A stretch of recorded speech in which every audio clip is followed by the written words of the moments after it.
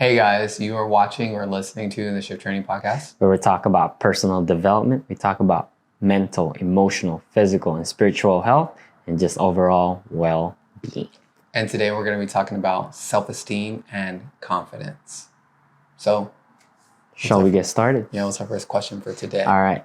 First question, what's the difference between self-esteem and confidence? Self-esteem and confidence. I think for self-esteem, when you think about holding somebody in high esteem or someone who's esteemed, you think of them in like high regard, I would say it's kind of like respect or honor or reverence, all those things. So applying that towards yourself, self-esteem is like having a high level of, or not per se high level, but your level of self-esteem is whatever level of respect, honor, and reverence you have for yourself is how I would define self-esteem. And confidence, I would say confidence is that generally, at least in this country, is how we say that outward expression of certainty. You all know, or there's a typical way that confidence looks. And I say confidence is the external portrayal of I know what I'm doing or whatever it is, or I got this. And then self-esteem is the level of internal respect, honor, or reverence. Right, yeah, is how you perceive yourself, and how it's about like self-worth and self-value, right? And I think the way I think of self-esteem is like it's harder to achieve than confidence. I think for me, self-esteem is this belief in you. It comes from within, while confidence is much easier because confidence is like, all right, imagine a sport that you're good at. You feel confident, right? But sometimes, like sports athletes, you could be really good at that sport, but you are suffering in the inside. I think a great example of this is Mike Tyson. You know, he's so confident in boxing, but when he was in his prime, he was suffering from his self-esteem from the inside. He was doing drugs, relying on alcohol and all that stuff. I think I have Does that make sense? Yeah, I think I have a different perspective on that actually. Oh yeah.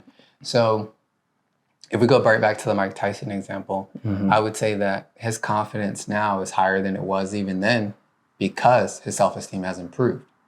Yeah. So I wouldn't say that it's easier.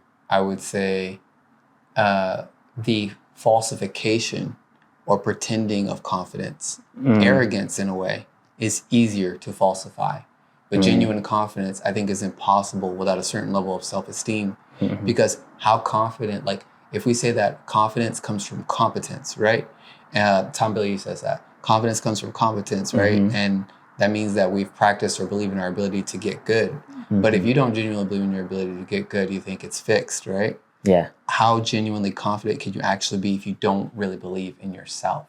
So I would say that self-esteem is about, in a nutshell, it's embracing your imperfection as opposed to trying to be perfect. Does that make sense? Yep, definitely. So let's jump to our next question, Vaughn. Right. How do you define confidence? How do I define confidence? For me, I think the way I define confidence is not letting other people dictate my own happiness. And the way to do that is first you must define what is confident for you. Because if you don't know what your value, what is confident for you, then when people say, oh, this is what confident is, maybe that confidence is coming from ego or arrogance, then it's going to steer me away from my own happiness, from my joy, and my own fulfillment. Is there an example for that? Like somebody's ego being attached to the wrong thing, giving them a false sense of confidence? Yeah, just being right the whole time. Saying, this is confident because I'm right. I'm always right. And I think that's another way to define your confidence is you need to be always learning and always growing. Everything expand. When you stop expanding or stop getting feedback from other people, then that's when your confidence goes down. Yeah, Tom Billy talks about that all the time where talks about he had to adjust his confidence. He had to detach that from the whole ego part of being the smartest person in the room. And when he started getting in rooms with people who were smarter than him, how it was devastating to like his ego, his confidence went down and things like that. Yeah. I think one of the things to be mindful of is there is this common use or common practice of, you know, confidence and ego having some relationship together. Mm-hmm. And I think that there's some very fine lines that I'll touch on later, but I really think that there's something to be said for ego and confidence being tied together and making sure that self-esteem is not tied to ego or confidence. Interesting. Yeah, because think about it. If your confidence is attached to your ego and your ego says, as long as I'm the smartest person in the room, I'm confident. Yeah. And then when their confidence gets destroyed, if it's attached to your self-esteem, what happens to your self-esteem? Your sense of respect or even perspective of self-worth goes down the drain. So I think it's important to understand the difference and the fine line and not to have them all be attached. Although it is very common for people to have ego and confidence attached. Yeah. So, Vaughn, what's the process of developing confidence? Ooh, okay. I think the way to develop confidence is first awareness. I think in everything that we do, we need to have self-awareness first. You have to be very mindful. And if you don't know, you're not aware, then what is there to fix, right? So I think the second one is, if you are someone who is suffering from negative self-talk, you're talking down to yourself, then you need to have that interrupted. As Tom Bilyeu said, pattern interrupt. If you're talking to yourself, interrupt that and replace it to something positive. And I think the third one is just, it's not enough of just knowing it. I think you need to apply it. You need to correct those, bad habits or bad behaviors, so that way you don't remain the same. Wow. Yeah. I think those are a good way. I like the pattern interrupt. I actually have a little side note on pattern interrupt. So for pattern interrupt, I don't think pattern interrupt. I think pattern disrupt. Disrupt? Yeah, I think disrupt. And the reason why is because interrupt will be like, excuse me, I hate to interrupt you. But, and I don't want to be like, I don't want to be like, excuse me, I hate to interrupt you, super negative voice that's telling me bad things and destroying, how I view my life. Like, no. Screw that. Shove that dude. Shut up. This is what we're doing. Go. Silencio Bruno. Yeah, Silencio Bruno. Send the energy that you're feeling in a completely different direction, if by force, if necessary. But disrupt that. Like, we're not letting that continue. I agree.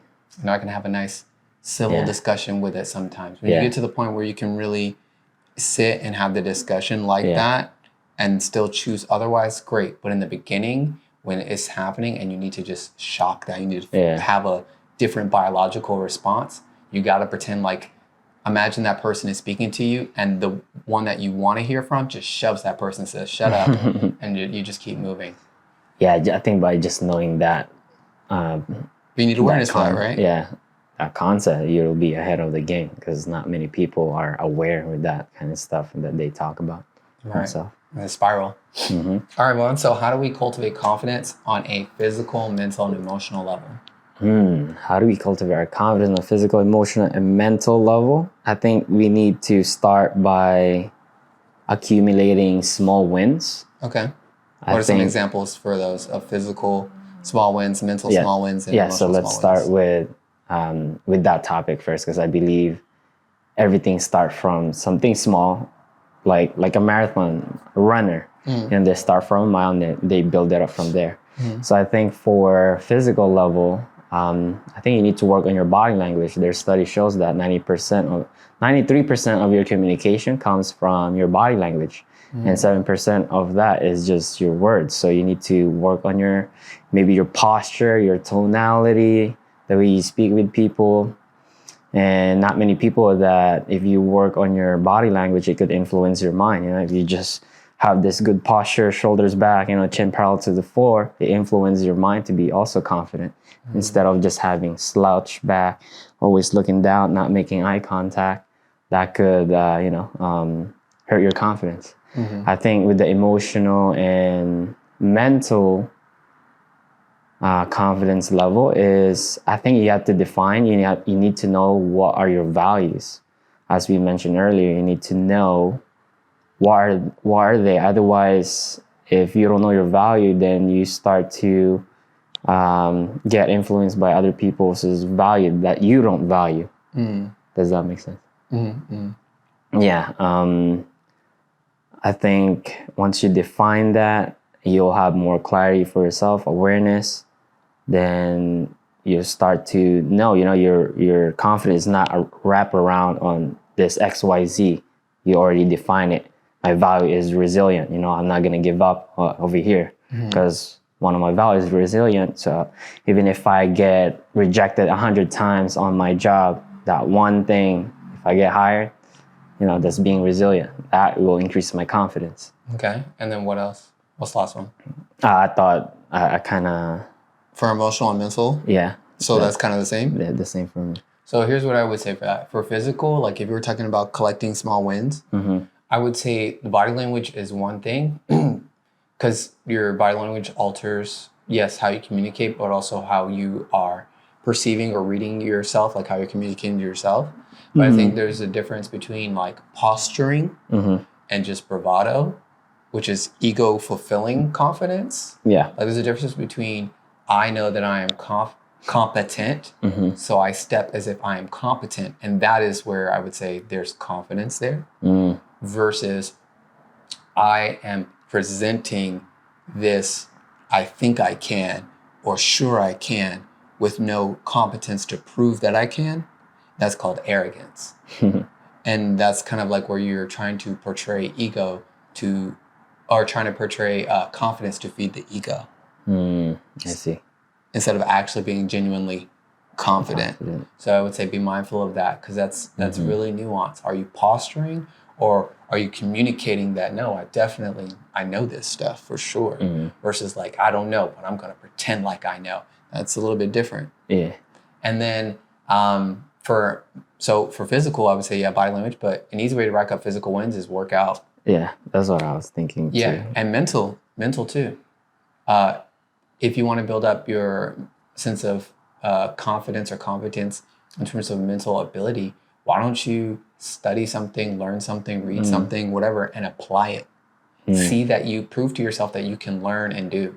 How about this? Say you're going to do something, learn about it, do it. Let's say you're going to learn a little bit more about fitness or nutrition, right? You learn a little bit more about it, you start applying it, and then you're doing your workouts, you're eating good. Well, that's your mental and physical.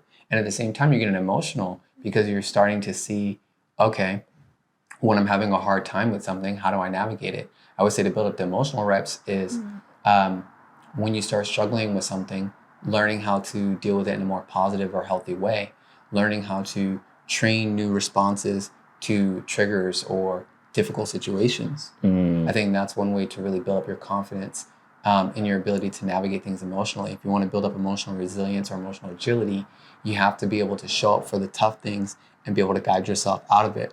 At which point, things that might be tough emotionally don't really intimidate you or scare you anymore because you now have you've proven to yourself that you are competent at navigating the unknown. And therefore, you will show up confidently versus presenting confidence to satisfy our future ego. Right. So I would say, I think those are ways to do that. It's in the daily work that we cultivate confidence. Right. Yeah. So it's that daily abnormal that we do in a day, like that's going to start building our confidence, that courage, doing something that's uncomfortable. Courage. I think courage is a good word for that. Yeah. Okay, so what do you think is the role of confidence, and does it deserve more attention than self-esteem? Oh, this is a good one. It's one of my favorite things. We put a lot of emphasis on confidence. Like even most of our questions today were about confidence. But in reality, I don't think we should spend that much time on confidence. I think it should be more time spent on self-esteem because self-esteem is connected to self-worth and your sense of self-value. So for example, if you're going to go, if you're going to go do anything that's difficult, like for example, if you're going to go like squat 350 pounds or bench, whatever crazy number, like you're just going to go do something that is really, really hard for you. What is the likelihood that you take the first step if you don't even believe it's possible? Not Not a high chance. Not a high chance. So you might even have to pretend, you might have to tap into ego or be arrogant just to give yourself a false sense of hope based on pretty much nothing, which may result in failure anyway. Destroy that completely, and then you feel even more some type of way. So it's it's a bad recipe. And the reason why I use that analogy is because self-esteem is relevant to credit you have with yourself, self-worth, the process, right? self-belief. These are the things that say, I can. Confidence is, I have done. Arrogance is, I have no proof, but sure I can. Right. Yeah. There's a difference. Like, there's nothing wrong with saying, I believe that all things are possible. Yes, believe things are possible, but possibility is one factor. What's the probability? Confidence is very aware of probability. Genuine confidence says, oh, I've kicked this, I've beaten this kind of thing like 9 out of 10 times. I'm pretty confident. It's highly probable that I'm going to do it again. It's the result that comes from the experience. I see. Yeah, highly probable. But if it's like, man, I don't care what the odds are. You know what I'm saying? There's like a 1 in like 1,000 chance that I might actually be able to do this thing that I've never done before. But by some miracle, because I'm me, I'm definitely going to do it. Yeah, so that's the reason why people said when it comes to confidence, they said that it's your ability to believe in yourself, because it also comes from their own experience. They believe in their ideas, their capabilities. While I would say there's a nuance to that. Yeah. It's believing in it because of what? Like Tom Brady talks about competence. We only get competent at things by doing, right? By doing. Yeah. It is the doing that verifies our belief. Right. So our belief becomes stronger once it's been verified, just like any confirmation bias of any kind. If we see evidence for what we believe consistently, we become more confident in it. We act like it's true. So if you have no tangible thing, no proof to validate your belief, it's hard. It's hard to, Yeah, it's hard to be confident if you've got nothing saying, verifying it. Yeah. So self-esteem, the self-esteem part, seeing yourself in high regard, you earn that credit with yourself, believing you're worthy, believing you deserve stuff, believing you can move forward kind of thing. Yeah. That's the I can. But I can only goes as far as I can. It does not translate into actual confidence until you take the I can seed and till the soil with your labor, water yourself with the water, and actually continue to do so until fruit sprouts. The tree sprouting is the confidence, and it's not even the fruit. It's just that's just the branches, not even the leaves, just the branches. Yeah. So self-esteem is like I am, while confidence is I can. I have. I have. Oh, yeah. Okay. Not even I can. It's I have. I believe and I can is at the self-esteem, self-worth, self-value level. It's at that part. It's the start right in there. And confidence is the I can because I have. There's some evidence that shows that I can. And even if it's not even just in your own life, maybe you've seen it in someone else's life that's pretty parallel. Yeah. You go, okay, the probability is there's a lot of alignment here. The probability is pretty high. I believe in this. I'm going to test this theory. Then you step into it. After you step into it, think about it, more confidence. Think about it like this. I'll use another example. Vaughn and I, for those who don't know, we do bachata and salsa dancing. I was thinking about that example right now. Yeah, so let's think about that example. When do you feel more confident, going into class or after class? In class. Both. Oh, okay. But not before. Or do you go into class and like all of a sudden you're less confident? Nah, I feel confident in class because it's a choreography and someone is teaching us what to do. Right. But when it comes to social, there's a little bit of a pressure in there because you're going to have to freestyle, improv. Right. And then, but after you do it, do you feel more confident? Yeah, because I face my fear. That's right. More confident because you just gained proof that you could. Yeah. Whereas before you were thinking, I'm not sure if I can. Yeah, so that's the difference. So I think that's where true confidence lies. If we were to say true confidence, I think that's where that lies. It's in the proof that you can, or you've seen evidence of high probability through action. So another way I'm thinking about this self-esteem and confidence is that the difference between extrinsic and intrinsic motivation. 100%. So you need to have at least 70 to 80% intrinsic motivation than extrinsic, because extrinsic motivation could be validation from somebody or money, fame.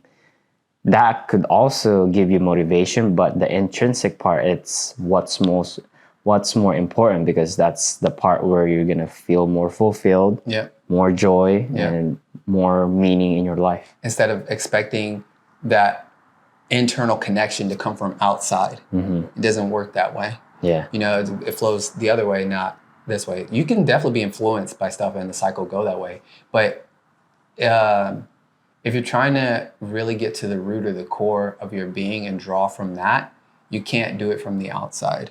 It doesn't work that way. There's too many defense mechanisms and barriers and things like that in the way. And again, this is why I go back to the question, which is self-esteem and confidence. Like, does confidence deserve more attention than self-esteem? And I say no, because we put so much emphasis on must appear, be confident. By being confident, the confidence gets me the da-da-da-da-da-da-da. How do you even get confident? You have to have enough self-esteem. You have to have enough sense of self-worth, or just believe in yourself to even step into the arena. You have to believe it's possible that you can step into the arena and go in. Not because you go, oh, I'll definitely win, but because somewhere in there you believe, hey, I know myself to not quit.